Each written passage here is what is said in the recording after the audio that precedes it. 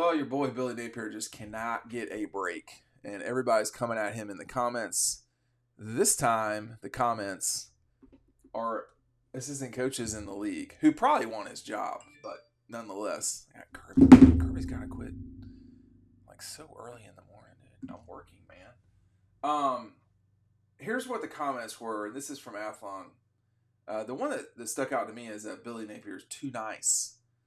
But here are some of the other ones. This is from Athlon saying, it's do or die time, which, to be honest with you, is probably the most basic comment about Billy Napier at Florida. But anyway, it's do or die time. I think a lot of coaches respect how Napier has gone about his business, but there's a level of expectation in the SEC, and you have to build your plans around that accelerated pace.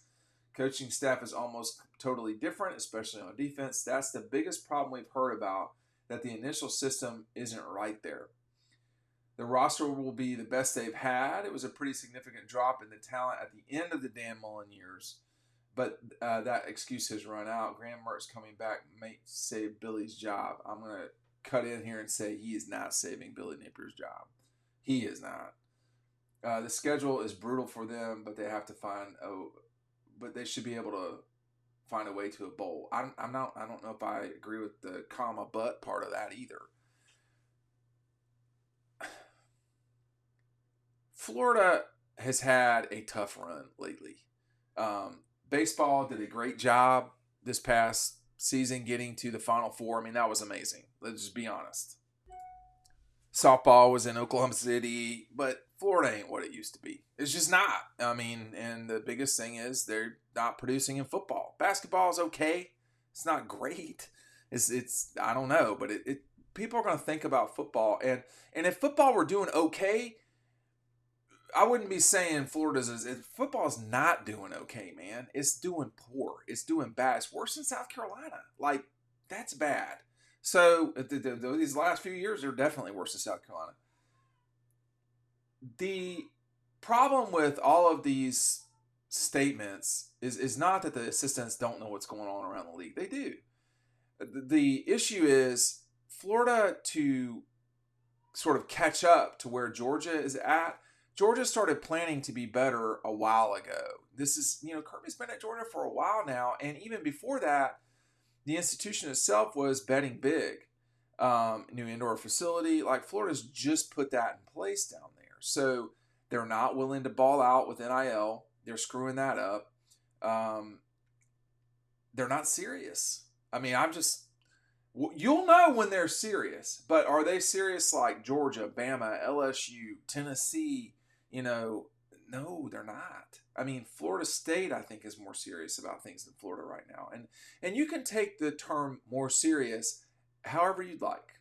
So, but the world has changed, and you don't want to go the way of Georgia Tech, and Florida won't. But they've got the wrong head coach, first of all. They need a new voice. And there had to be a reason that LSU passed on Billy Napier or didn't even consider him when their opening came up. I mean, Ed Orgeron, it's like people really should listen more. I mean, Ed Orgeron was not going to work. It was time to fire Ed Orgeron.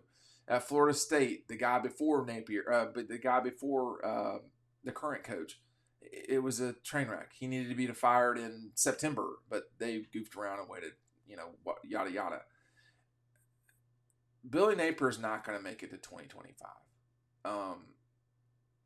You can play this back, if you want. I'll be wrong, but they're just not where they need to be. And when they hire Lane Kiffin or whoever else, but probably Lane, but we'll see. Lane has done a good job of goofing things up himself. They will get a new fresh start, and whoever's down there needs to listen. Florida shouldn't be this bad. No power SEC school should have 3 straight losing seasons. This would be akin to, honestly, Michigan or Penn State losing 3 straight years in a row. It's not acceptable. It's do or die time. That was probably last year. You're looking at this point now at Florida of the athletic director probably getting canned before the head coach. So he just hired the wrong guy. I mean, he hired the right guy with Dan Mullen, but he let him stick around too long. The problem was that deteriorated so quickly, like in a matter of weeks, that it would be hard to say, oh well, you should have corrected that. Dan just kind of self-exploded or something, like jumped on a grenade for pulled the grenade and jumped on it. Like it was strange. So it's too late now. Could they string together a 7-5 or 8-4 season? 8-4, he would stick around, I would imagine.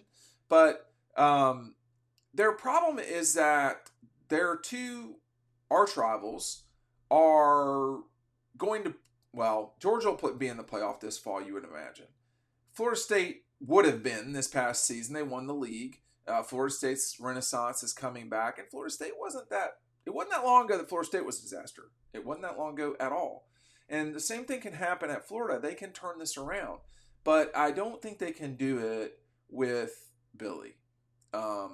You've got a new president down there. You're going to have a new athletic director. You probably need a new football coach but you need people to listen too. You need the boosters to quit wondering what can go wrong and start going out and trying to be successful in football specifically. If you do that, everything else will take care of itself. But they're not. And, I am old enough to remember where Florida was good at everything. Well, that's not the case anymore. And it's not because the league's gotten better. I mean, yeah, the SEC's better than it was, all that stuff. And we're going to see either Tennessee or Texas A&M win the national championship in baseball. But that's not my point. My point is, if you're not good at football at these big schools, they are coming after you. And by you, I mean the athletic director. I mean the president of the institution. I mean, there's a lot of stuff that that people are not going to be happy if they're not happy. It's that simple, y'all.